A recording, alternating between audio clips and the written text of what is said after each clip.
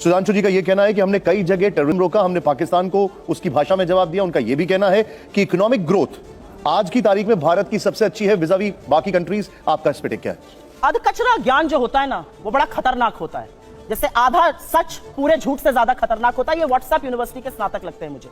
मोदी जी ने एक काम किया है, दुनिया की सबसे बड़ी फेक न्यूज फैक्ट्री बनाई है और दुनिया की सबसे बड़ी व्हाट्सएप यूनिवर्सिटी भारत में स्थापित करी है और हर चरण चुंबक उसका सदस्य है।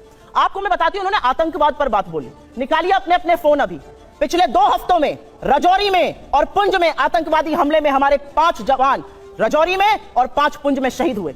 इस देश के प्रधानमंत्री के पास एक क्रिकेटर की उंगली टूट जाने पर ट्वीट करने का वक्त है, लेकिन एक वक्तव्य इस देश के गृह मंत्री का, इस देश के प्रधानमंत्री का हमारे 10 जाबाजों की शहादत पर नहीं आता। आपको क्या लगता है, आप आतंकवाद को स्वीकारेंगे नहीं, एक्सेप्ट नहीं करेंगे कि हमारे जाबाजों की शहादत हुई है तो वो बंद हो जाएगा? उन परिवारों से पूछिए, क्या उनको सम्मान और श्रद्धांजलि इस देश के प्रधानमंत्री को नहीं देनी चाहिए? आप मौन क्यों हैं? 10 जाबाजों की शहादत हुई है पिछले 2 हफ्तों में। 20 जाबाजों की शहादत हुई चीन में, वहां पे गलबैया कर रहे हैं, झूला झूल रहे हैं चीन के साथ, साबरमती में बैठकर शहनाई सुन रहे हैं। ये बात करेंगे चीन पर? 18 बार प्रधानमंत्री चीन में गए, भगवान जाने क्या चीन से रिश्ता है, वो चीन का नाम लेने में कतराते हैं। क्यों डरते हैं हमारे प्रधानमंत्री चीन का नाम लेने में? यह सवाल मैं पूछती हूं, यह सवाल देश पूछता है। 20 जाबाजों की शहादत हुई है। इन्होंने कुछ बातें बोली और उन बातों को बोलने से पहले मैं एक महिला हूं, आधी आबादी की बात कर लेते हैं। यहां से मुश्किल से 10 या 15 किलोमीटर दूर पर इस देश की सबसे डेकोरेटेड, सबसे सम्मानित वो लड़कियां जिन्होंने बड़े बड़ों को पटखनी देके हम सबके सीने गर्व से चौड़े किए हैं, 1 महीने से बैठी हैं और यौन शोषण का आरोप आपके सांसद पर लगा रही हैं। आपके मुंह से एक शब्द नहीं फूटता है, एक शब्द नहीं निकलता है मोदी जी के मुंह से, एक शब्द नहीं निकलता है अमित शाह के मुंह से। क्या ऐसी आपकी फंसी है ब्रजभूषण शरण सिंह से कि आप नहीं बोलते हैं? ये सवाल मैं एक महिला होने के नाते पूछती हूँ, मैं एक महिला होने के नाते पूछती हूँ। बिल्किस बानो के अपराधियों को किसने रिहा किया? क्योंकि वो मुसलमान थी तो आप बोलेंगे नहीं? अंकिता ठाकुर का जिसने कत्ल किया, जिसने उसको जिस्म फरोशी में ढकेला, वो आपके विधायक का बेटा था। आप क्यों चुप है? आपने वहां पर इमारत ही गिरा दी कि सबूत ही ना मिले। आपका विधायक दोषी पाया गया है हत्या और सामूहिक बलात्कार का, कुलदीप सिंह सेंगर। यह बात करेंगे महिला सुरक्षा पर। ये चूड़ियां भेजते थे प्रधानमंत्री को, आज इनके मुंह से एक शब्द नहीं फूटता। महिलाएं इस देश की पूछ रही हैं और आपको भी पूछना चाहिए, क्यों चुप है मोदी सरकार जब हमारी बेटियां जंतर मंतर पर 1 महीने से बैठी हैं? उन लड़कियों के आंसू देखकर, और आज की खबर फिर से मैं कोट कर रही हूं, एक समर कैंप होता था साक्षी मलिक बनने के लिए, तमाम लड़कियां वहां पर आवेदन देती थी। आज की स्थिति यह है कि बलात्कार और यौन शोषण की खबरों के बाद एक एप्लीकेशन नहीं आई है। यह इस देश की बेटियों के साथ ये कर रहे हैं, ये हमें पाठ पढ़ाएंगे। इन्होंने एक बहुत बड़ी बात बोली और वो बात बोलते बोलते पाकिस्तान पर चले गए। आज तक इस देश का यह न्याय था कि आज तक आईएसआई ने हमारी जमीन पर पैर नहीं रखा था।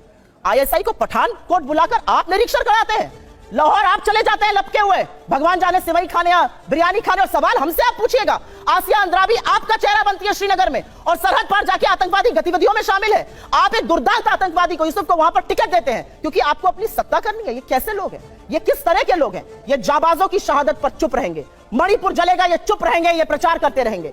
इनको ये याद है कि इनको क्या क्या कहा गया। कर्नाटक जाकर क्या कहते थे साहब?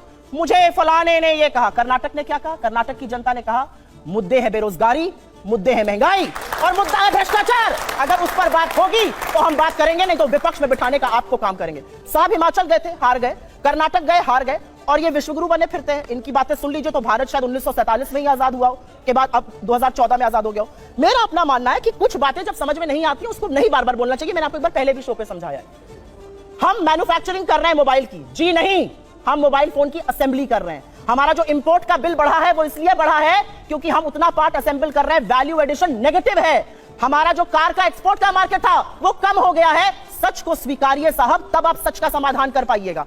बेरोजगारी नहीं है, महंगाई नहीं है, अडानी ने कोई महाघोटाला किया ही नहीं है, चीन है ही नहीं। जब आप आंखों पर पट्टी बांधकर शासन चलाइएगा तो देश का वो हाल होगा जो हो रहा है। मैं तो एक महिला होने के नाते एक ही सवाल पूछना चाहती हूं कि हाथरस की गुड़िया को आप 2:30 बजे जलवाएंगे, दोषी रेप में आपके विधायक पाए जाएंगे, आपके सांसद के ऊपर यौन शोषण का आरोप है, आपके विधायक का बेटा एक लड़की के कत्ल का मुलजिम पाया जाता है। आप अब महिलाओं की बात कब करिएगा? बेटी बचाओ बेटी पढ़ाओ का नारा देने वालों से यह सवाल मेरा है कि साक्षी मलिक और विनेश फोगट से आप कब मिलने जाइएगा, उसका जवाब दीजिए।